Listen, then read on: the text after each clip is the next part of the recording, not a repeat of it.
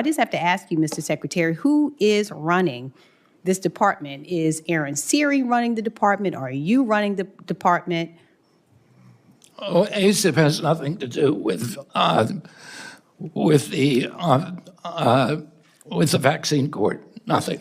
No, just the questions. Is he running the department? Are you running the department? This Aaron Siri guy has a huge, apparently, influence. Yeah, you're just filled with mischaracterizations. If you want to ask me about something, I will. But let me just ask you this. And so, Mr. Siri, you're going to talk and you're going to grandstand, but you're not going to get at the truth. Well, Mr. Siri is actually, he's gone public with the whole thing now. He's on X. And Senator Angela Alsobrooks just brought ironclad receipts to a knife fight. We are talking about a shadow power trail that Secretary Robert F. Kennedy Jr. clearly didn't see coming. This isn't just a political argument. It's a reality check on whether a private anti-vaccine lawyer is dictating national health policies.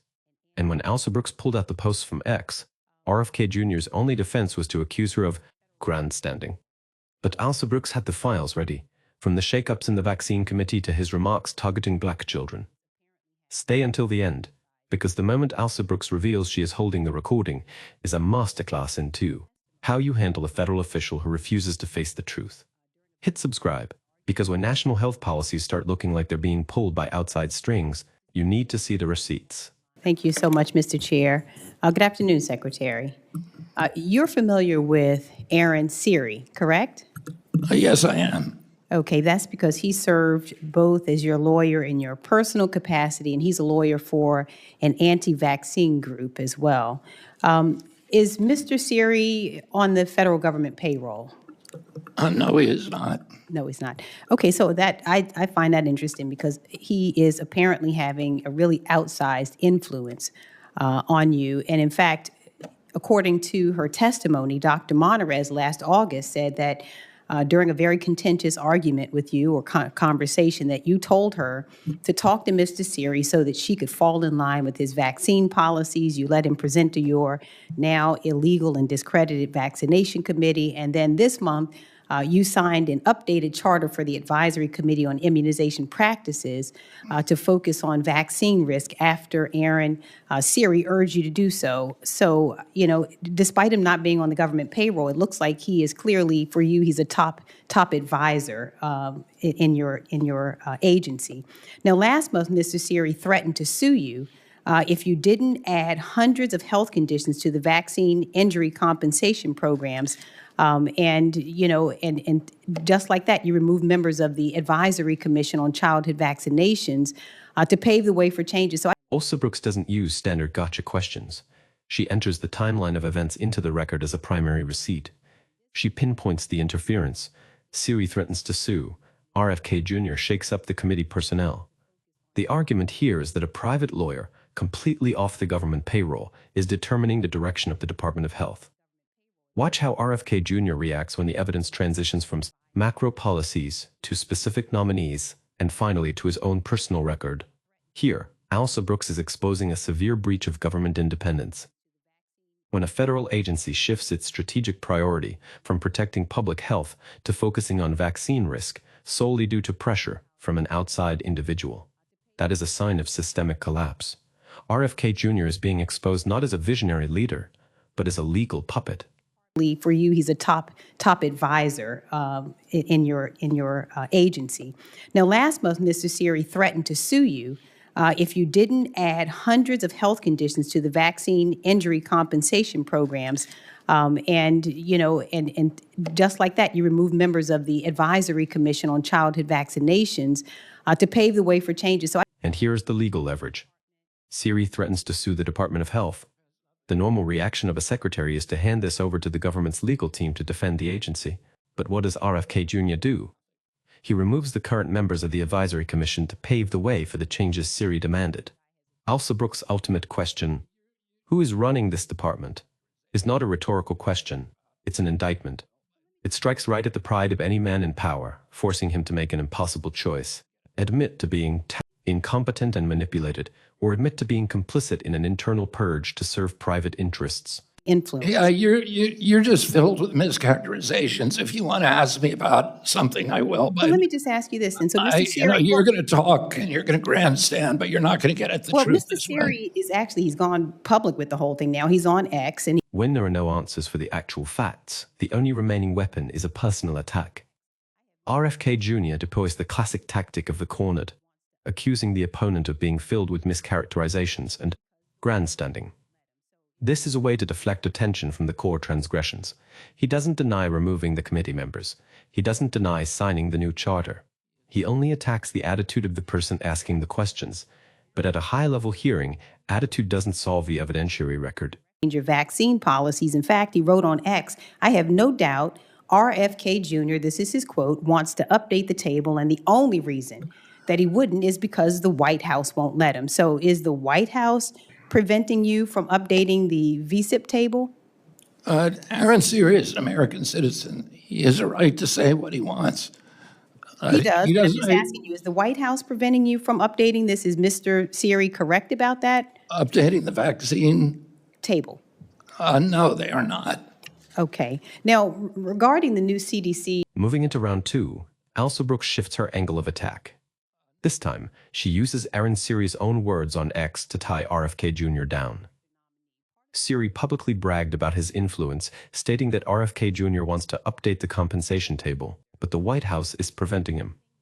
This is an incredibly lethal move. Alsobrooks forces RFK Jr. to choose between two bitter truths. Option 1, admit Siri is right, which means confirming a serious rift between him and the White House, while simultaneously proving Siri has intimate knowledge of the department's internal calculations. Option 2, deny Siri's words as he just did with no, they are not, which means he must publicly contradict his closest ally on national television. director nominee, part of the new team that you said would revolutionize the CDC. Mr. Siri said that the pick will likely be a disaster, and has said the only thing that Schwartz will likely restore is the CDC to business as usual. He said that this is his quote, left to your own devices, you wouldn't have even chosen her, and that she is, and I quote Mr. Siri here, the queen of mandating vaccines. So is Aaron Siri wrong about this new nominee, or is the president? Well, I guess. Alsobrooks continues to carve into this divide with the ultimate personnel issue. The position of CDC director, Siri's anti-vaccine group is completely dissatisfied with the new nominee. Siri calls her the queen of mandating vaccines and asserts that left to his own devices, RFK Jr. would never have chosen her. The trap set here is so sophisticated that it eliminates all escapes. If RFK Jr. defends the CDC nominee, he betrays his core base of supporters, those who follow Siri. If he agrees with Siri, he is publicly opposing the president's appointment. Nominee, or is the president? Well, I guess Aaron Siri doesn't have much influence on me after all, does he? So you can't have it both ways of saying he has an outside influence on our department. Oh, is he at right? the I'm same just asking time, a question. He's said suing me and criticizing me or something that he for a policy that I've made that he doesn't like. So well, let me And this is the rare and arguably smartest moment of counterattack from RFK Jr. in the entire hearing. He recognizes the logical flaw in Alsobrooks' line of attack. He flips the script by pointing out the contradiction. You can't accuse a man of running my entire agency while simultaneously presenting evidence that he's desperately lashing out and threatening to sue because I'm not doing what he wants. This rebuttal buys RFK Jr. a moment to catch his breath. He tries to reframe the relationship with Siri, not as a puppet on a string, but as an independent manager being criticized by a disgruntled citizen. If the hearing stopped here, RFK Jr. might have survived, leaving the room with some dignity. But Alsobrooks isn't here to play a defensive countergame when the macro policy reaches a stalemate. She pulls out the most brutal weapon, the personal record. does he have an outside influence or not? Well, he Because said, you're arguing out of let me go both to my sides of next your question. mouth. Mr. Secretary, my next question. Now, you've had some trouble with the truth. I've seen it myself during What? your appearances before Congress. And as we all saw clearly during your exchange last week with Congresswoman Sewell, can you admit today that you said every black kid can get reparented on a wellness farm? Can you admit that you said that? Didn't get reparented on a wellness. Well, let me read exactly what you said. You said every black kid is now just standard, put on Adderall, on SSRIs, benzos, which are known to induce violence, and those kids are going to have a chance to go somewhere and get reparented. to live in a community where there'll be no cell phones, no screens. You know, you claimed, in fact, you went on to say, actually, the whole transcript was even worse. You said that if you could, you would send, quote, every black kid, again, your words, not mine, to go live on farms and work. Is that your I would have to. The tempo shifts abruptly. Attention pivots from the power corridors of Washington to a dark corner of the secretary's personal mindset. Alsobrooks is no longer talking about vaccine committees or lawsuits. She strikes directly at moral character and extreme racist ideologies. Notice Alsobrooks' phrasing. You've had some trouble with the truth. A gentle but highly degrading statement right before dropping the verdict. The quote presented is a political and social horror. Proposing to extract black children from their environments, isolate them from electronics, send them to farms to be reparented, and put them to work, evokes the darkest memories of oppression and segregation in American history. The danger of this statement lies not just in its racist nature, but in the fact that it was uttered by someone currently wielding supreme power in shaping national health and child welfare programs. How can a nation entrust the health of millions of children to a man harboring an ideology of isolation and rehabilitation targeted at a specific demographic? Hear that recording, because Well, I have the recording. I have no memory of saying anything like that. Yeah, well, I actually have the recording that I can give to you, but it is absolutely what you said. And if you want me to play it, I can play it. But if you ask me what my opinion is, I do not believe that every black kid should be reparented. I have no memory of saying anything like that. This is the ultimate life preserver for those standing trial. It is legal equivocation, neither admitting nor denying, just creating a cognitive void to avoid perjury. RFK Jr. hopes that by demanding the original evidence, he can delay confirmation and escape this humiliating moment. But he miscalculated the extent of Alsobrooks' preparation. I actually have the recording here. That is a devastating statement. It ends the debate immediately. Alsobrooks didn't just bring written notes, she brought physical evidence. The threat, if you want me to play it, I can play it, is an ultimatum. It slams the door shut on RFK Jr.'s evasion. At this point, the truth is no longer an abstract concept up for debate. It is an audio file waiting to be broadcast in the middle of the Senate. On a wellness farm or whatever, and I have never believed that.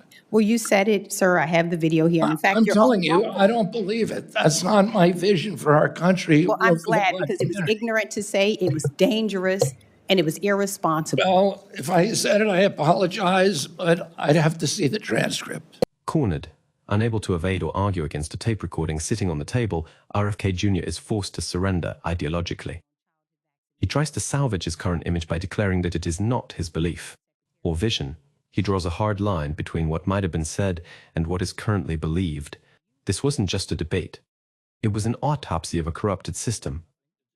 Alsobrooks exposed the worst-case scenario: scientific committees purged by outside lawsuits, health policies hijacked by shadow lobbyists, and the cabinet secretary haunted by his own extremist past.